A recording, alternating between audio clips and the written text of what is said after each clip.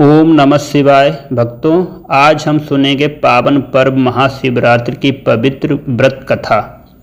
यह व्रत भगवान शिव को समर्पित है। इस दिन श्रद्धा और भक्ति से व्रत रखने और कथा सुनने से सभी मनोकामनाएं पूर्ण होती हैं।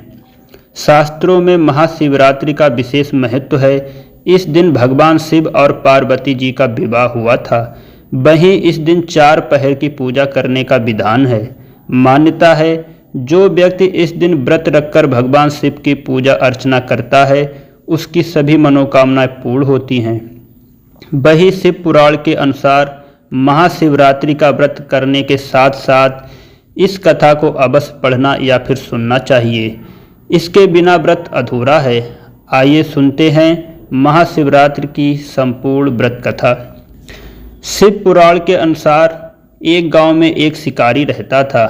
वह पशुओं को मारकर अपना परिवार चलाता था, लेकिन फिर भी धन की कमी के कारण उसे एक साहूकार से कर्ज लेना पड़ा।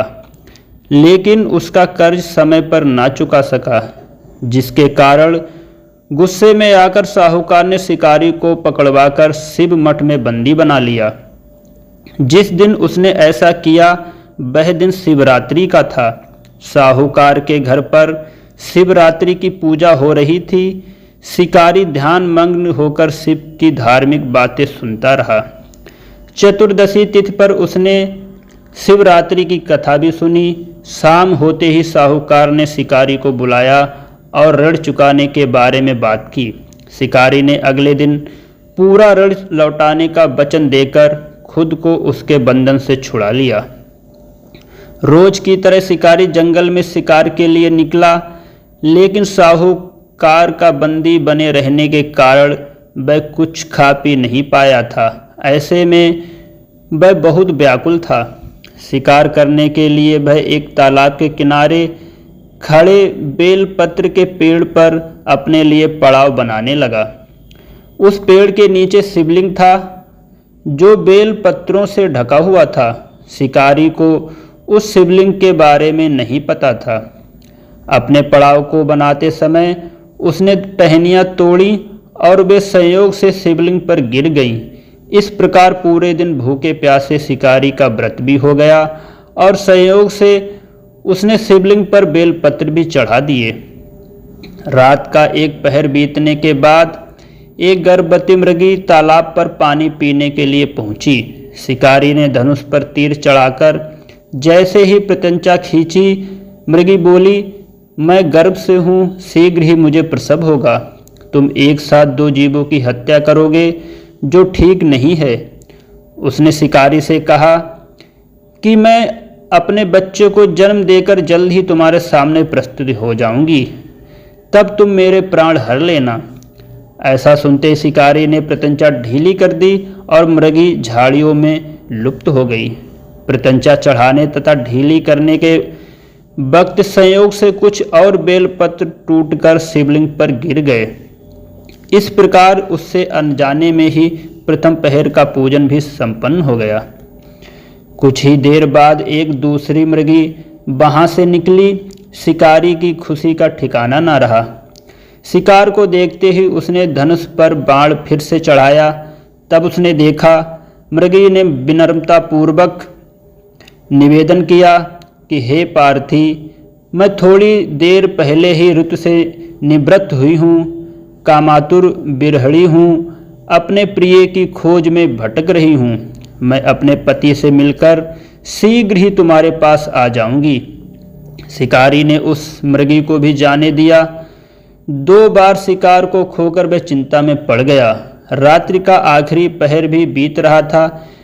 इस बार भी उसके धनुष से लगकर कुछ बेलपत्र फिर से शिवलिंग पर जा गिरे तथा दूसरे पहर की भी पूजा संपन्न हो गई। तभी एक और हिरणी अपने बच्चों के साथ उधर से निकली। शिकारी ने फिर से धनुष पर तीर चढ़ाया और जैसे ही वह तीर छोड़ने ही वाला था कि हिरणी बोली, हे शिकारी, मैं इन बच्चों को इनके पिता के हवाले करके लौट आऊंगी। इस समय मुझे मत मारो। शिकारी हंसा और उसने कहा कि सामने या शिकार को छोड़ दूं, मैं ऐसा मूर्ख नहीं हूं। इससे पहले मैं 2 बार अपना शिकार खो चुका हूँ। मेरे बच्चे भूखे प्यासे होंगे। जवाब देते हुए हिरणी ने कहा, जैसे तुम्हें अपने बच्चों की ममता सता रही है, वैसे ही मुझे भी। हे शिकारी, मेरा भरोसा करो, मैं इन्हें इनके पिता के पास छोड़कर वापस लौटने का वचन देती हूँ। हिरणी का दीन स्वर सुनकर शिकारी को उस पर दया आ गई। उसने उस मृगी को भी जाने दिया। शिकार के अभाव में भूख प्यास से व्याकुल शिकारी अनजाने में ही बेल वृक्ष पर बैठे बेल पत्र तोड़ तोड़ कर नीचे फेंकता जा रहा था। पाँव फटने को हुई तो उसने एक हष्ट पुष्ट मृग उसी रास्ते पर देखा। शिकारी ने सोच लिया कि इसका शिकार वह अवश्य करेगा। शिकारी की तनी प्रत्यंचा देखकर मृग बोला, हे शिकारी, ये तुमने मुझसे पूर्व आने वाली 3 मृगियों तथा उसके बच्चों को मार डाला है, तो मुझे भी मारने में देरी ना करो, ताकि मुझे उनके वियोग में एक क्षण भी दुख ना सहना पड़े, क्योंकि मैं उन हिरणियों का पति हूँ। यदि तुमने उन्हें जीवन दान दिया है तो मुझे भी कुछ क्षण का जीवन दान दे दो। मैं उनसे मिलकर तुम्हारे समक्ष उपस्थित हो जाऊंगा। मृग की बात सुनते ही शिकारी के सामने पूरी रात का घटना चक्र घूम गया। उसने सारी कथा मृग को सुनाई।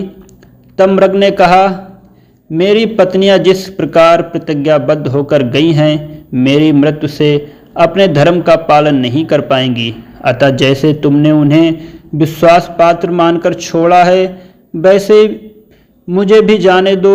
मैं उन सबके साथ तुम्हारे सामने उपस्थित हो जाऊंगा। शिकारी ने उसे भी जाने दिया। इस प्रकार सुबह हो गई।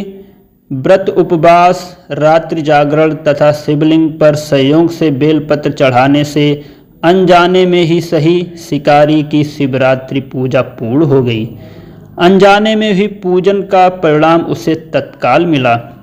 शिकारी का हिंसक हृदय निर्मल हो गया और उसमें भक्ति भाव का वास हो गया। थोड़ी ही देर बाद मृग अपने परिवार के साथ शिकारी के पास उपस्थित हो गया, ताकि वह उनका शिकार कर सके। किंतु जंगली पशुओं की ऐसी सत्यता, सात्विकता एवं सामूहिक प्रेम भावना देखकर शिकारी को बड़ी ग्लानि हुई। उसने मृग परिवार को जाने दिया। अनजाने में शिवरात्रि के व्रत का पालन करने पर भी शिकारी को मोक्ष की प्राप्ति हुई। जब मृत्यु काल के समय यमदूत उसे ले जाने आए तो शिवगणों ने उन्हें वापस भेज दिया तथा वे शिकारी को शिवलोक ले गए। भक्तों, जो भी श्रद्धा से महाशिवरात्रि व्रत कथा सुनता या पढ़ता है, उसकी सभी मनोकामनाएं पूर्ण होती हैं और जीवन में सुख शांति आती है। भक्तों, यदि आपको यह महाशिवरात्रि व्रत कथा पसंद आई हो तो वीडियो को लाइक करें, चैनल को सब्सक्राइब करें और कमेंट में लिखें, हर हर महादेव।